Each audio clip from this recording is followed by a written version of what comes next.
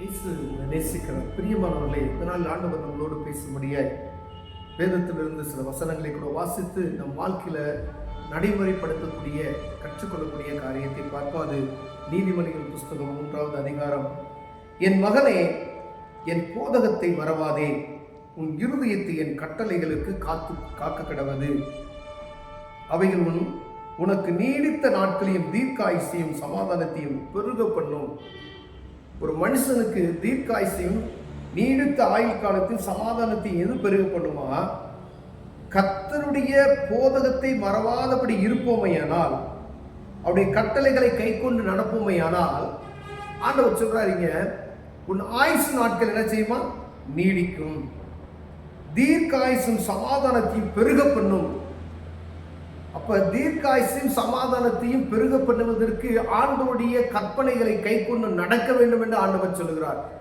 ஏதோ அதை அறிந்து கொண்டா ஒரு கிறிஸ்தவ மதத்தை நாம் அறிந்து கொண்டோம் என்பதற்காக அல்ல.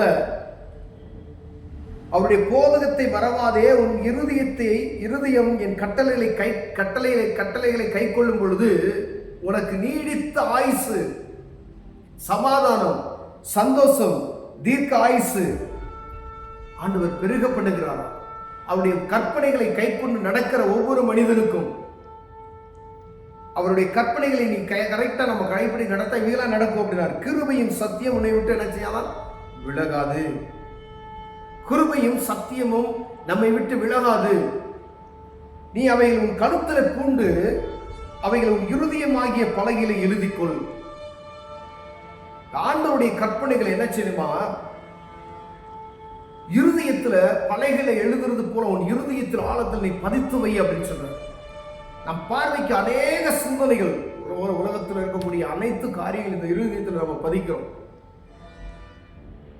படிப்பு, பலவிதமான காரியங்கள் நம்ம மைண்ட்ல இருக்கு. ஆனா இருதயத்தின் பலகைகளை என்ன செய்யணுமா? ஆண்டவருடைய கட்டளைகளை நீ பதித்துக்கொள் அப்படின்றாரு. இப்ப கிருபையும் சத்தியம் ஒன்றை விட்டு என்ன செய்யலாம்? விலகவே விலகாது. கிருபை என்பது சாதாரணமானது. மனிதர் கையில், அதிகாரி கையில், யாரா இருந்தாலும் சரி, அவங்க கையில தயவு கிடைக்கணும், ஆண்டவர் கையில தயவு கிடைக்கணும்னு சொன்னா நீ அவை உன் இருதயத்தில் என்ன செய்யுமா? பூர்த்தி கொள்ளணும். இந்த கட்டளைகளை என்னை விட்டு நீ எடுத்து போடாதபடி பாதுகாத்துக் கொள்ளு அப்படின்னு சொல்றாரு. அதனால் தேவனுடைய பார்வையிலும் மனுஷனுடைய பார்வையிலும் தயையும் நற்புத்தியும் பெறுவாய்.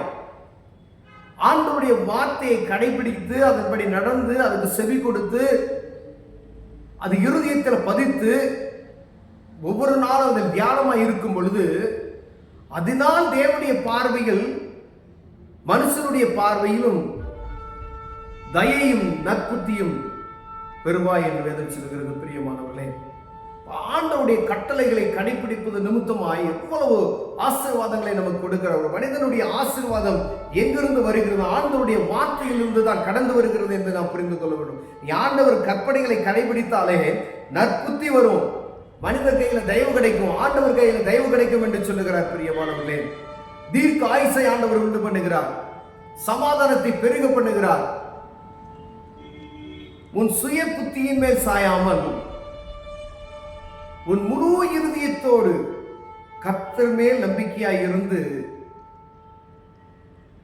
சுய புத்தியின் மேல் சாயாமல் அவர் மேல முழு நம்பிக்கை வைக்கிற ஒரு காரியத்தை செய்யும் பொழுது ஆண்டவர் ஜெபம் பண்ணிட்டு பாதி இந்த காரியத்தை செய்யலாம் அப்படின்னு சொல்லி வேற அப்படி அந்த மாதிரி பாதிக்கு பாதி அப்படி செய்யல. முழு இருதயத்தோடு கர்த்தர் மேல் நம்பிக்கையாய் இருந்து உன் வழியெல்லாம் அவரை நினைத்துக்கொள். அப்பொழுது அவர் உன் பாதைகளை என்ன செய்வாரா? செவைப்படுத்துவார். உங்க காரியத்தை செவைப்படுத்துவார். நீங்க போக வேண்டிய வழியை சரியாக்குவார். நீங்க வியாபாரம் பண்றீங்களா? அந்த பாதையை சரியாக்குவதற்கு ஆண்டவருடைய வார்த்தையில் முழு இருதயத்தோடு கற்றுக்கொண்டு அவர் இருதயத்தை ஆழத்துல உங்க இருதயமாகிய பலகைகளை பதிப்பீர்களானால் ஆண்டவர் செவையான பாதையை நமக்கு நேர்வழியை நடத்தி செல்வார். பிரியமானவர்களே, நாம் நேரான ஒரு செவ்வையான பாதையில நடந்து செல்வதற்கு, சமாதானத்தோடு இருப்பதற்கு, சந்தோஷத்தோடு இருப்பதற்கு, தீர்க்காயுசோடு இருப்பதற்கு, வாழ்நாள் நீடித்திருப்பதற்கு ஆண்டவருடைய கற்பனைகளை கடைபிடிக்கணும்.